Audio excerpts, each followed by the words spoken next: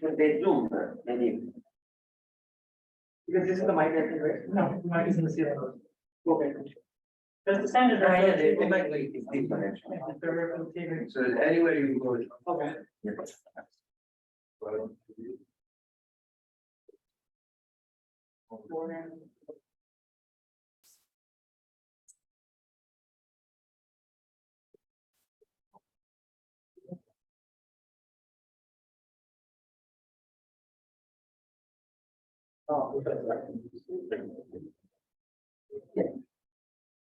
Hello, good morning, everyone. I'm Biswajit. I'm a postdoc with Prof.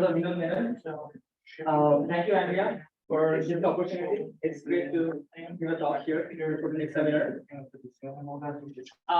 So it's been roughly 2 years, 7 months to the site in Vidal's lab, and I've been working on Polaritons in transition metal dipole system and more recently in magnetic materials. But I guess in the interest of time, I'll mostly stick to the PMDC work, and if time permits, I'll flash some of our new data on the magnetic materials. And there is already a very fruitful collaboration within our group and Andrea's group, so that's very nice. Since we are talking about Polariton, and part of the as a part of the data, we always take data in Fourier space.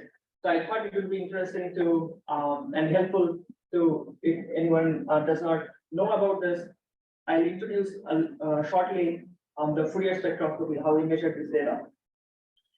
And then I'll talk about one of our recent work on realizing a particular exciton polariton, which is called dipolar exciton polariton. So the polaritons have permanent dipole moment in the system, and how it helps us to realize higher nonlinearity.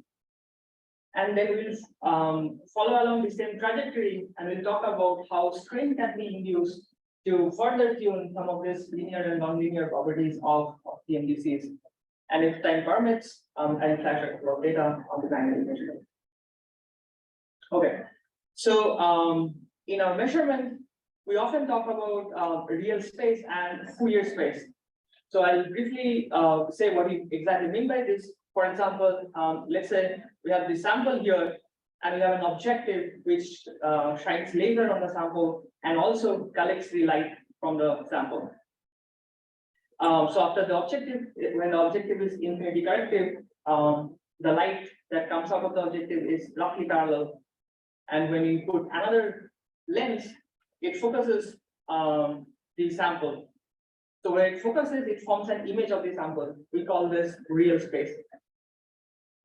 Now, depending on the lens, we will have a magnification, and which we can tune now set up. Now, this is of course interesting if we want spectroscopic information, but if we want momentum resolved spectroscopic information, we have to do Fourier spectroscopy. And how the Fourier spectroscopy works is, for Fourier spectroscopy, consider two rays from the sample coming at a particular angle, and just how the lenses work. Those, if they come at same angle, they will be focused at a particular point on the back focal plane, and this plane is called Fourier plane. So what happens is, so you can consider a different rays emanating at different angles, and each of those rays will be focused in the back focal plane. So that is basically the Fourier plane. So on the Fourier plane, every point corresponds to a particular angle. Now, in commercial objective, this back focal plane remains inaccessible. That's part of the objective. So hence you cannot really image it directly. So we put further lens. For example, you can put a telescope. Sorry. Oh, I see. Can you put it more on the Right. Sorry, the laser is reflecting. Yeah. Okay. So for example, in this case, we use a telescope to image this back focal plane of the objective onto the CCD.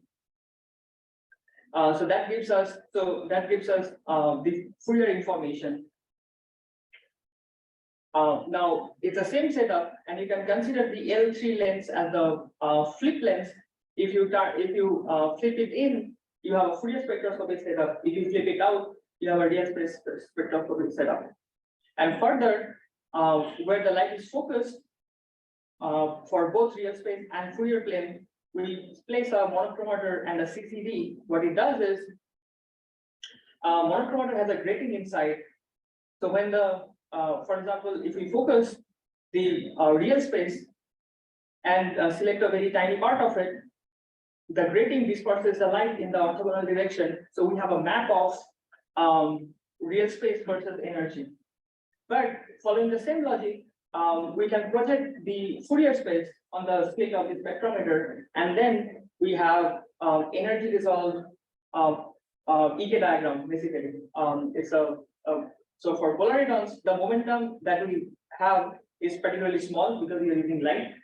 So even though we have access to smaller momentum, we can see the nice dispersion of Polaritons. So this is the a brief introduction, and following using this Fourier spectroscopy setup, we gather all our data. Now let's follow and go ahead and how we measure, how we actually make these devices.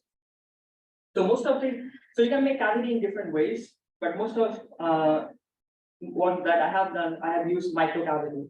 So what that means is you have two sets of mirrors, and one of the mirror is dielectric Bragg reflector. It's a series of dielectric tuned in a way that it reflects most of the light. And another mirror could be a metal mirror, silver or gold mirror, or it can be another DBR mirror. And we sandwich a material inside it, and that material hosts an exciton. Now, under suitable condition, when the loss is negligible, or the loss is at least lower than the line width of the exciton and both the cavity, you go to strong coupling regime. So there, you have an uncoupled exciton and uncoupled photonic mode, which looks like a parabola, and when they are strongly coupled, they hybridize, and it will give you two new modes, upper polariton and lower polariton. Now, you can have, of course, different number of oscillators. If you have 2 oscillators, you will have 3 modes. Now, any material can actually host exciton, any semiconductor, and as long as you have exciton and they absorb light, you can form in principle polariton. But there are certain advantages that comes with 2D transition metal dichalcogenides. And some of the advantages are high binding energy. That means you can do these experiments at limited temperature. They have nice value properties. That means you can exploit the fact that you can come with either left circularly polarized light or right circularly polarized light and excite one value over the other. Also, in some of the materials, higher Rydberg states are accessible. That means higher Rydberg state will give you higher nonlinearity. And it's and all the TMDCs have very large oscillator strength, meaning again you can do these experiments at higher temperature. Furthermore, these are 2D materials. That means the surface is accessible and the bulk is very less. So you can do different kinds of engineering to change the band structure. But in today's talk, I'll mostly focus on nonlinear properties, how we can take advantage of 2D TMDCs. Now, traditionally, nonlinear property people have studied at higher pump fluence, but what we are interested here is going to the few photon limit, the quantum nonlinearity regime. And for this, we have chosen a system. It's called bilayer MoS2. So how bilayer MoS2, a particularly novel platform for this, to understand, let's just focus on a heterobilayer TMD. So what is heterobilayer TMD? You can take one TMD and you can take another different TMD and you can put one top of the other. So what happens is, due to type 2 band alignment, the electron and holes get separated into different layers. So in steady state, you have electrons in one layer and holes in another layer, and that's how the exciton forms. So the excitons necessarily have a permanent dipole moment. And since the charges get separated into different layers, the oscillator strength actually decreases a lot. That means this sort of system does not absorb much of light, but it emits though. In Polariton, we need to absorb light, otherwise it does not form polariton.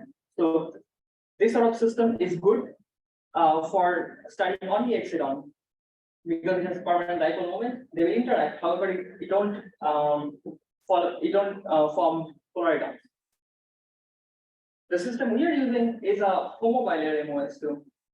So you can exfoliate, and this exfoliation is a random process, and you can then touch, and some of the thin materials will be bilayer of MoS2. And here it's pretty interesting that the charge distribution is a little bit different compared to the heterobilayer TMT.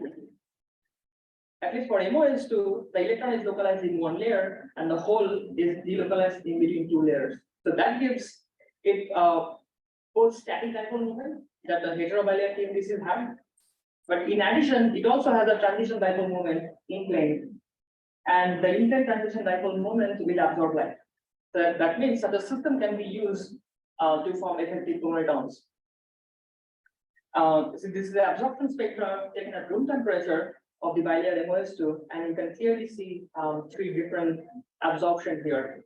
The A and B excitons are it's pretty common. They can be observed in any TMDCs.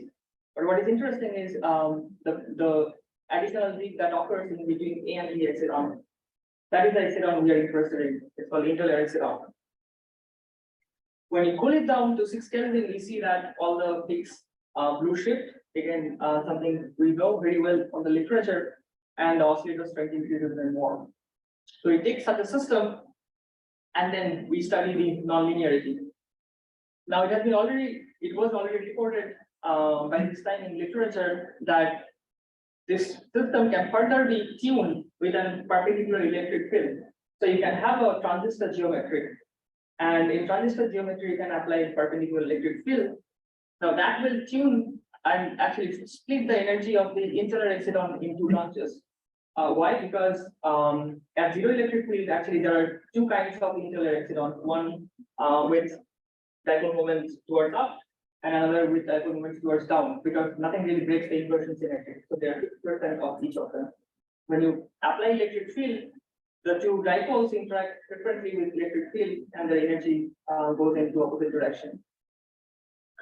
And so we initially first thought that it can be biased, and you can see that as you increase the bias, at some point the interlayer excitons, two branches, they intersect with A and B exciton, and when they intersect, they further gains more oscillator strength. So we thought maybe we have to do something like that, but to our surprise, we found that we don't have to do that.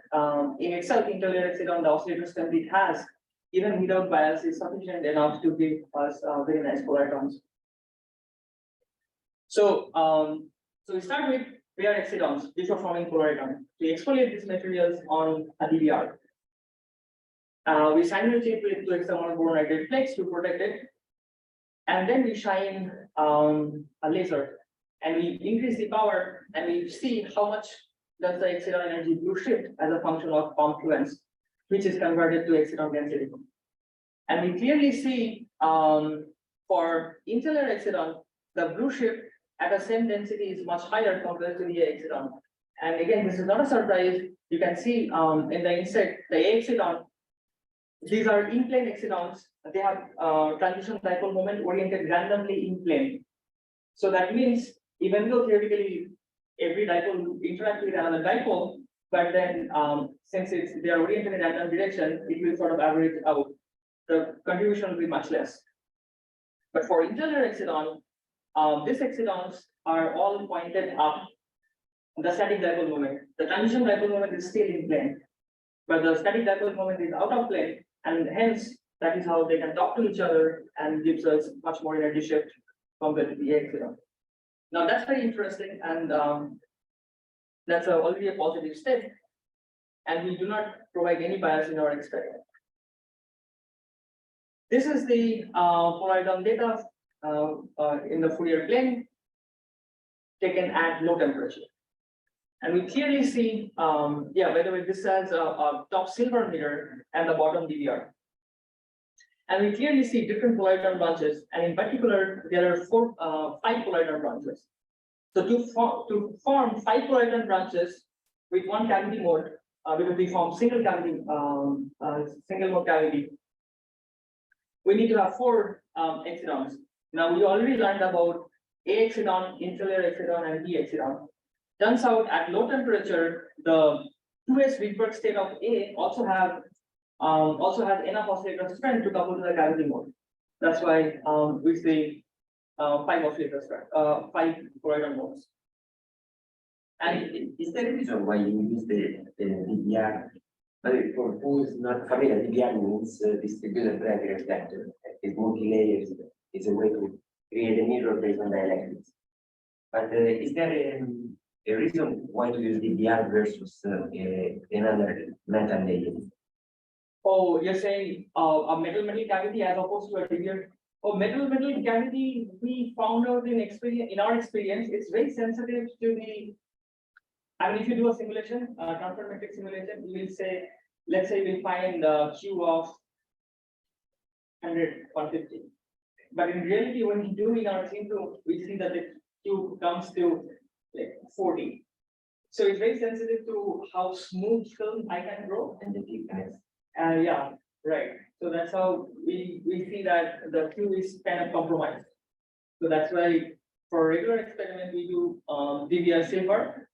And for some of the materials, we have very sharp line width of the exciton. In that case, we use the further higher Q cavity, DBR cavity.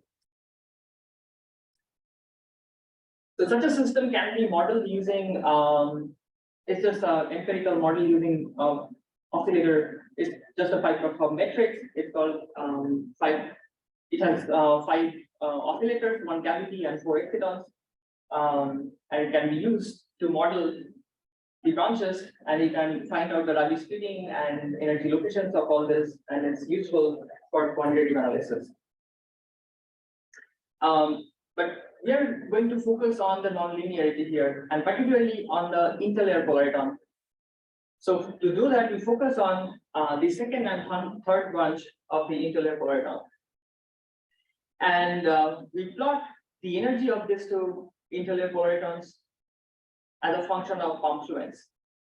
We increase the intensity and see how these two branches shift with the power. Now let's first see what we expect.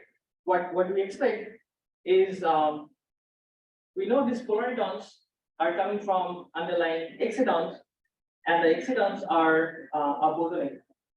But they are composite bosons, they are not fundamental bosons. So what happens is when you populate too many of them in a small area, they come too close to each other and they start seeing the internal structure. And that process breaks down some of the excitons, giving you a background electron hole plasma. Now, electron hole plasma reduces the oscillator strength of the excitons. And the Rabi splitting in polariton is directly proportional to the square root of the oscillator strength. So when the oscillator strength reduces, the Rabi splitting reduces too. But the important thing to notice is here, the Rabi splitting reduces symmetrically with respect to the uncoupled exciton energy. Now let's see with this information what we see in our data. If you notice, we clearly see that the lower polariton branch, the left branch, moves more compared to the upper polariton branch for the interlayer. And that can be explained only when there is a blue shift of the exciton itself, in addition to the reduction of the Rabi splitting. And how again, that is not a surprise. We have already seen in the absence of the dot meter that when you excite the excitons with a lot of power, the interlayer exciton shows a much more blue shift because it has permanent dipole moment. So in the combining these two effects, that the exciton blue shifts because of dipole-dipole interaction and the Rabi splitting reduces, we can explain that the lower branch moves more compared to the upper branch. Now this is the now at each of this power, we can fit this curve with two Lorentzian and figure out where the location of the each of the branches. And we just plot these two branches as a function of polariton density. It's the same data. And not a surprise again, the lower branch moves more compared to the upper branch. Now, this is the most important part. How the energy of the branch shifted with Polariton density. And if you take a derivative of this curve, that gives you a quantity is called G factor, not to confuse with the magnetic G factor. So that quantifies how nonlinear your system is. Essentially, how many Polaritons you need to shift the line yield by a certain amount. So to calculate that, you take a derivative of this data. But let's first benchmark the shift that we observe in interlayer epsilon polariton compared to a regular epsilon polariton. Now, in the same system, we can focus on the bottom branch, which has the most A epsilon-like character. And for that, we have done the same experiment and we plotted the data. So there are two differences from this data. We see for the A epsilon polariton, the curve on the right, it's mostly a linear curve. That means the derivative is going to be a constant. But for the left one, it's a nonlinear curve, so the derivative is going to change with polariton density. So this is the derivative, and we see at small polariton density, the G factor, which is basically quantitative nonlinearity of the system, is much higher for the interlayer epsilon polariton, is to be quantitative is factor of 10 higher. But these numbers may not mean much to you, but you can find out how many Polaritons, this is a physical number you can imagine in your head, how many Polaritons you need per micrometer area to shift the energy of the Polariton mode by one line of the particular branch we are talking about. Now, in this case, for so you basically divide the line of the Polariton by this G factor, and turns out you need roughly 140 Polaritons for the interlayer epsilon Polariton. And this number is much higher. For A epsilon, you need roughly 1400. So we have improved the nonlinearity by a factor of 10. And we believe that the mechanism behind it is the dipole-dipole interaction, because the interlayer epsilons have permanent dipole. We further go ahead and separate two contributions. We have talked about there are two contributions in the nonlinearity. The first one was phase space scaling, because if you put too many excitons in one small area, because of the electron hole plasma that it generates, it reduces the energy of it reduces the Rabi splitting, and that gives a nonlinearity. But another nonlinearity is when the exciton itself do shifts. So we can separate these two effects looking at a particular momentum in the Fourier plane. And for that, what we do is we notice that for the upper polariton, the energy shift due to the saturation effect and the blue shift is in opposite direction.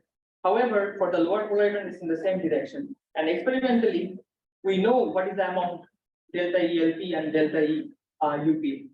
So we solve these two equations simultaneously and figure out each of these quantities. So I'm not going to bore you with details, but here is the most important part. We take a ratio of these two contributions, this phase space filling saturation effect and the blue shift, and plot it as a function of polariton density. And we see a non-monotonic curve. How do you understand this? So at higher confluence, for example, 300 to 600, the saturation effect is more, and that we understand because we are putting a lot of photons inside, and saturation is not going to dominate. But most interesting region is the smaller polariton density, and this is the region we are interested in because that is the quantum limit. And here we see that indeed the saturation becomes less and less effective, and the blue shift becomes more important. That's the part of the nonlinearity that's more interesting. So even though it's not, so that's a very interesting trend, but it's not less than 1 yet. That means the blue shift nonlinearity is not yet dominating compared to saturation, but it's an interesting trend which you can further explore in future. So with that, I come to the conclusion of the first part. To summarize, we have shown that the interlayer epsilon polaritons are at least 10 times more nonlinear compared to the epsilon polariton, which is the intralayer epsilon. And this can be done. It's a little bit hard device to make. And we're actually talking very fast to make such a device. So you can put electrical contacts inside a cavity and have an electric field. Since interlayer excitons have permanent dipole moment, we can further polarize them, and that will increase the nonlinearity and all. So that's the end of the first part, where these are our collaborators. And this was a nice collaboration between our group and Professor Stefan's group in Canada. And for theory, we also talked with Simone. That's a. I have okay. So the first thing is because the DBR cavity can not only enhance the strong coupled in-plane exon, like you show it also out-plane exon. So, but for different orientation, the coupling should be different because your Q factor should be different. Yeah. A different orientation in the orientation of the exon? Yeah. When they come to the DBR, the Q factor should be same or different. The transition dipole of the interlayer exon is still in plane actually. Yeah, that's what we discovered. So, but still have some outer plane component here. The outer plane is totally static though. Like it does not absorb. A static dipole moment cannot absorb light. It's static. So only a DC electric field can give its energy. That's it. Okay. So the second thing I'm thinking is because when you strong couple with the exon state, you have two branches. Yeah. The lifetime of the branch should be same or different because now you discuss about the Polaritons density. Actually, if the lifetime is different, you're using an exon like Polaritons interaction, the lot of stuff will change. Yeah. So I mean the exactly two branches, same physics or different physics. Because also it will cause the different Polaritons interaction there. Yeah. Yeah, I see what you're saying. I'm not totally sure about the answer, but I think if you're talking about the upper polariton, lower polariton, which is symmetrically above and below the unperturbed exciton, probably should have same. So the lifetime, the Polaritons interaction should be same. Yeah. So that means the shift shouldn't due to the intrinsic difference between their branch. Yes. Got it. Okay. And for the DBR, which DBR do you use? For most part, we use silicon oxide and titanium oxide DBR. How So, many layers is it? sorry, How many layers? it's like 10.5. 10.5 pairs, so 21 layers. So for the DBR, the higher the refractive index contrast is between two layers, the higher the width of the stop band, and hence you can basically have more room for experimental error.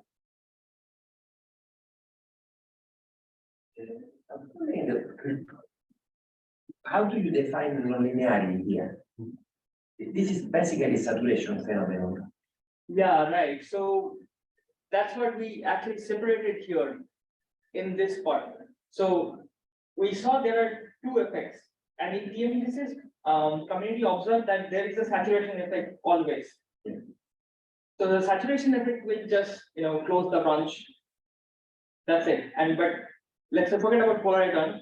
In only exciton, it will just decrease the contrast of the exciton. It's not gonna blue shift much. That is what saturation does. So we see two effects. That is always there because it depends on the system. But in addition, the fact that the underlying exciton has permanent dipole moment, they interact and they shift the energy of the exciton as well. And this is where this is exactly that plot is a ratio of saturation. This is increased by the electric bias or by the actual excitation. We haven't had to do with electrical bias yet. We can enhance it. But the thing is, even at zero electric field, you have, let's say, 1,000 of exciton, 500 are up and 500 are down, and they interact with each other of themselves. Gives you enough nonlinearity to Just the high intensity of the excitation field will induce this shift. Yes, that's true. Electric field will enhance it for sure. Thanks. Thank you. Often if we, as we discussed before, we enter out and get a view like 2 gates.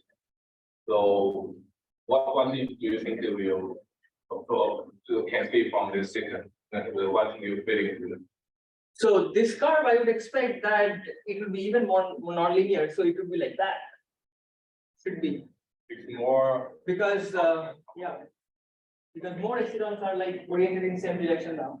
So now even though we have permanent dipole moments, they're actually 50% up and 50% down. so you can see the orientation of it. Yeah, right. So it's like from spin, it's like a ferromagnet we can make. Yeah.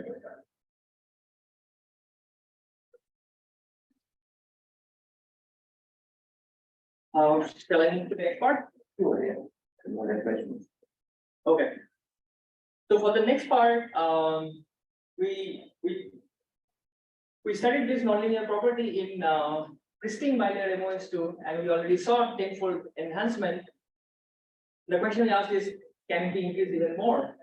And secondly, can strain be used? Because we know that strain can change all the band properties of the materials because it's so sensitive. So we looked up the literature, and in literature there's a recent paper where they studied the electron phonon doubling in bilayer MoS2. So what they show us here is that when you excite the excitons rather very efficiently scatter to a different value, that too radiatively. So can we use this effect? And we have done some pump probe measurements forwarding with Prof. Stefan's group in Canada. What they had seen is in pump probe measurement, you pump it basically at a particular energy. So in this case, you have 3 excitons, right? So you can either pump at A exciton or interlayer exciton or B exciton, and you look at the dynamics with a probe, which is mild, that does not part of the system. And look at the dynamics, how it changes as you change the excitation energy. And what you observe is, it doesn't really matter where you excite it. You sort of see the same background dynamics. So that means the exciton is extremely fast to scatter from one value to the other. That even in pump probe measurements with 100 femtosecond resolution, you don't really see it. So the exciton has happened before that, and all you see is the background charges. And the right graph shows you this is the same sort of curve, does not matter where you excite. And that was part of the limitation actually, because think about it, you are exciting the interlayer excitons, but they just last for 50 femtoseconds. They just go to different values. So even though they have permanent dipole moment, but since the lifetime is limited, they cannot interact as much as it would be if the lifetime were longer. So from this calculation, we know that the excitons here, if you follow the left band structure calculation, it goes to gamma value.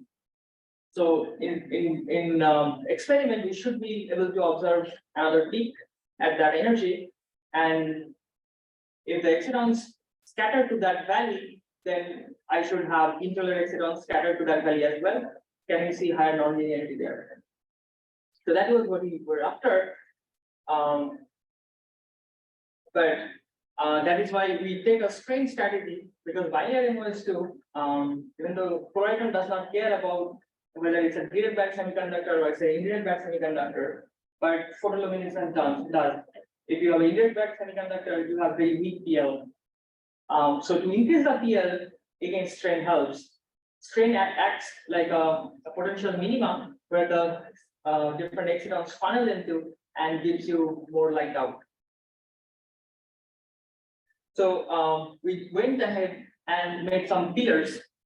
There are different ways to strain 2D materials studied in literature. One of the ways is you can have pillars. So for us, we made aluminum dioxide pillar on silicon substrate. They are 60 nanometer in height, and then we have done AFM on them. They are very smooth, which is important to get a very nice photoluminescence mapping on the sample. And then we make a bilayer MoS2 sandwiching between external boron nitrides, and then we lay it on top of the pillar. And this is the eighth image of the pillar.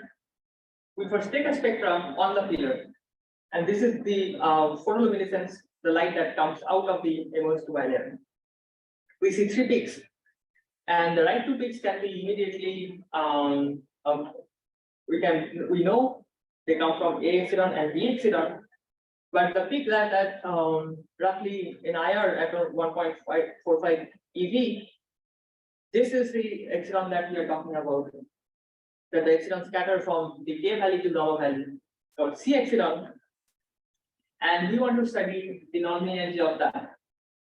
So first, to characterize the system, whether the strain has any effect or not, we looked at the traditional A epsilon, and the left one is photoluminescence spectra taken at a location on the pillar and taken another location out of the pillar.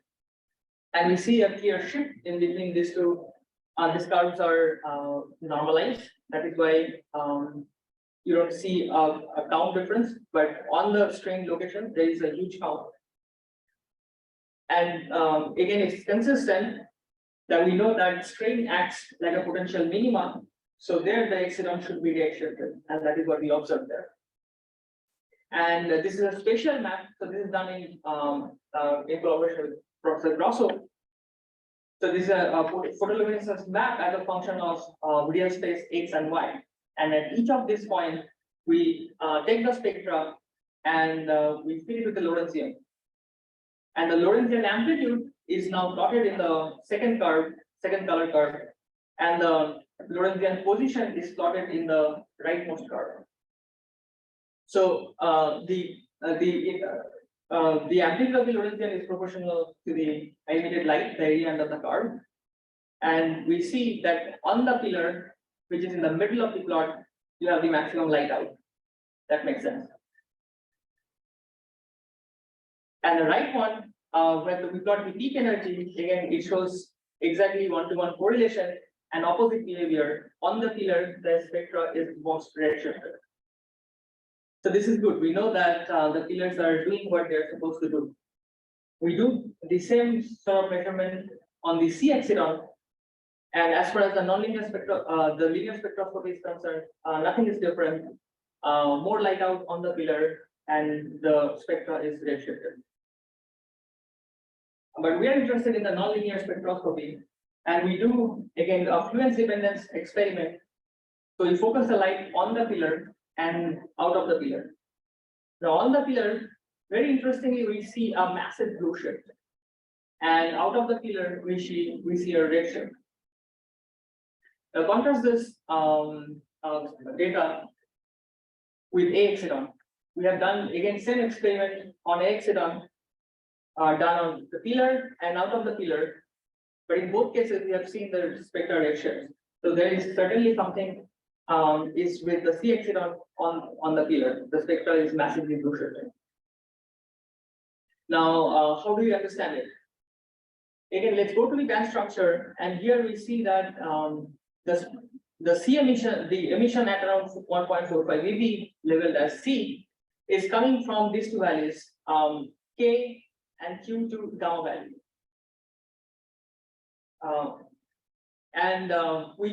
We think that the fact that it's giving you such a high blue shift is probably the interstellar epsilon. Part of the interstellar epsilons are also getting scattered in gamma valley, and that is why we see a massive blue shift there. But we need to do some further experiments and probably need some theory support as well to confirm this. But that seems to be a very nice way to counteract this fact that to begin with, the interstellar epsilons had very small lifetime, only 50 femtoseconds. So we had observed some nonlinearity, tenfold improvement, but we couldn't confine it there. But since this is the lowest energy, the epsilon conveniently scatters to this state and have a higher lifetime, and hence contribute to higher nonlinearity. So to conclude, we have shown that strain can be used to change the non-linear and non-linear property of bilayer MoS2. It increases the PL by several order of magnitude. And further, it scatters the insular exciton to a particular valley, and then the strain effect localizes it, and hence it enhances the nonlinear effect even more. So this is in collaboration with our group and Professor Prof's group, and we are in the process of writing this manuscript. Very good. That's more or less it. No, that's good, yeah. Okay. Any more questions on the second part or in general? In general, can you talk a minute about why Polaritons and excitons are generally exciting? Okay, so in our lab, so there are two things we find interesting. One is for higher nonlinearity, which is what I have focused on, to push the system to a limit where it becomes sensitive to a single photon. And such a system can be used for different device applications. The another is, since excitons and polaritons are boson, you can have a different kind of system where they would condense at a particular power. So these are two different avenues that we explore very actively in our lab. And different systems are good for either nonlinearity or cosine and condensation. So these two things come to my mind.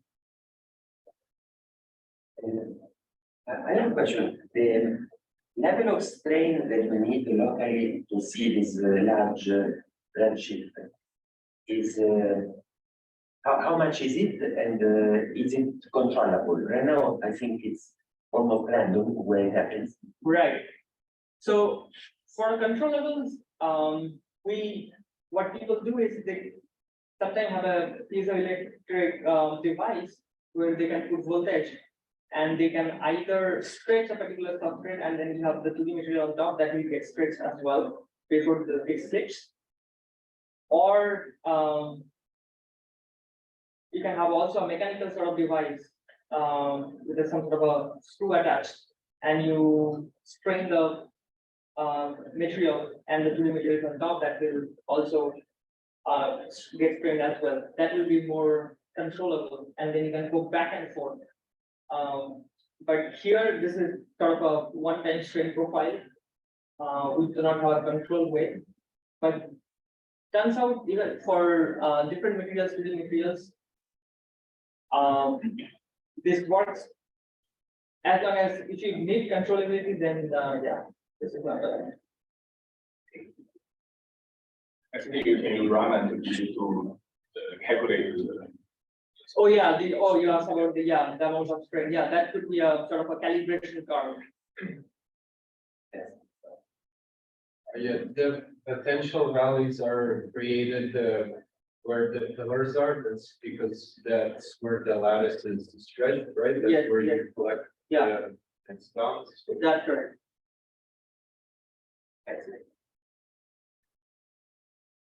Okay, there are no other questions. Then maybe if you would like to stick around, the students can ask Okay, more okay. questions. So generally about your career, where you're going, and then we meet this afternoon. Okay, perfectly. All right, thank you. Thank you.